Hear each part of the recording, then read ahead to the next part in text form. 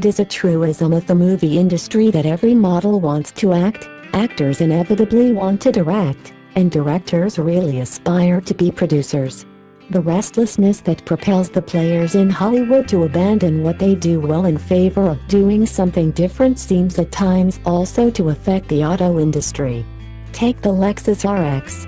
Launched in 1998, its dossier includes a crowd-pleasing combination of virtues, plush environs, a cosseting ride, an elevated seating position, a modicum of versatility, and all-weather capability. Far and away the brand's best-selling vehicle, the RX boasts legions of repeat buyers, according to Lexus chief Mark Templin.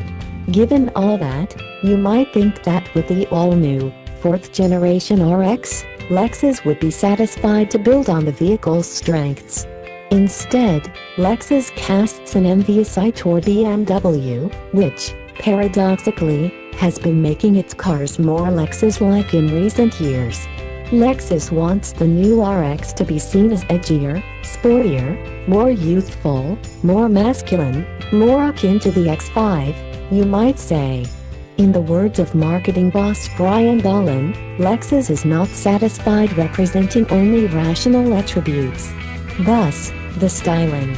Even more so than the RC Coupe, the NX Compact Ute, and the latest GS sedan, the new RX exterior is a ride of acute angles and slanted creases. The pinched grille flares dramatically outward toward the bottom, and a blacked-out section of the C-pillar gives the appearance of a floating roof. The high beams, low beams, and taillights are LEDs. A standalone option adds LED driving lights and rear turn signals, but not the cool, sequential rear turn signals other markets get. The available 20-inch wheels come in two designs, including one that offers a choice of 4 different inside color treatments. Thanks mostly to the new styling, overall length is 4.7 inches greater, while the height and wheelbase have increased by 1.4 and 1.9 inches, width is about the same. Inside, the push to add visual interest took a more tasteful turn. Hard plastics have been almost completely banished, contrast stitching is widely employed, new color treatments include red and dark brown, and a 12-inch center display is available. An 8-inch unit is standard. The dash top is lower and the A-pillars slimmer, which aids forward visibility. Base vehicles get a central, rotary controller, but with navigation comes the mouse-like remote touch unit, which is slightly less awkward to use now that it adds enter buttons on its sides. Other buttons call up the map, go back, and zoom. Just to the right, a knob switches among the standard drive modes, Eco, Normal, and Sport, which are joined by Sport Plus in the F Sport and F mode in the RX 450h. The hybrid's powertrain again combines a 3.5-liter V6 and an electric motor, or hybrids add a second electric motor to power the rear wheels. Preliminary estimates from Lexus have the front-drive version clocking in at 31/30 mpg, which is a slight decrease in the city figure but an increase in the highway number compared with the 2015 model. The all-wheel drive hybrid is expected to return the same 30/28 mpg as before. Although the recent swoon in gas prices has dampened demand for the RX 450h, those who do go for the hybrid will find the system more transparent than before. Brake feel, in particular, is improved. Total system output is up slightly, from 295 to 308 horsepower, and despite the CVT, throttle response is fairly normal. An RX 200T, with the 2.0-liter Turbo 4 from the IS and NX, is available in other markets but we won't get it. Instead, our mainstay engine is once again a 3.5-liter V6.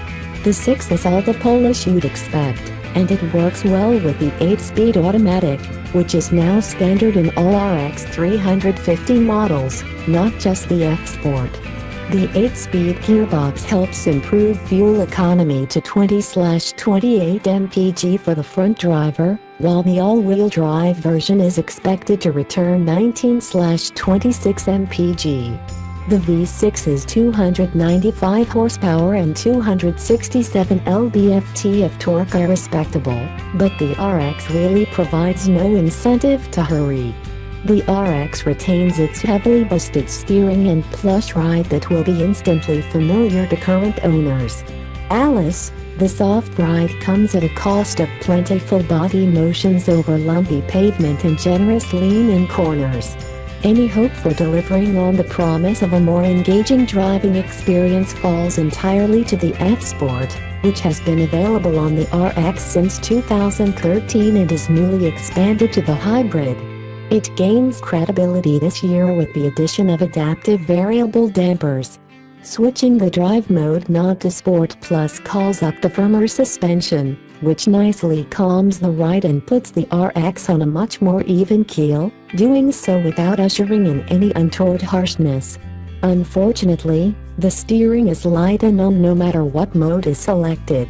Nor was our pulse quickened by the new electronic engine sound enhancer that comes on the RX350 F-Sport. The powertrain remains all but muted.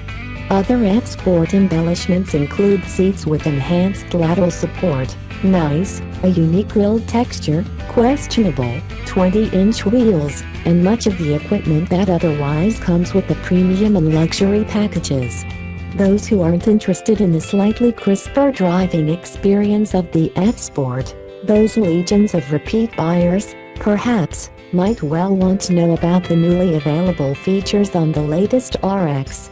The power liftgate can be opened simply by waving a hand, or an elbow, at the Lexus logo on the hatch. The Mark Levinson audio system adds so-called Clarify technology that claims to restore much of the sound quality lost in compressed digital music, like that on your smartphone.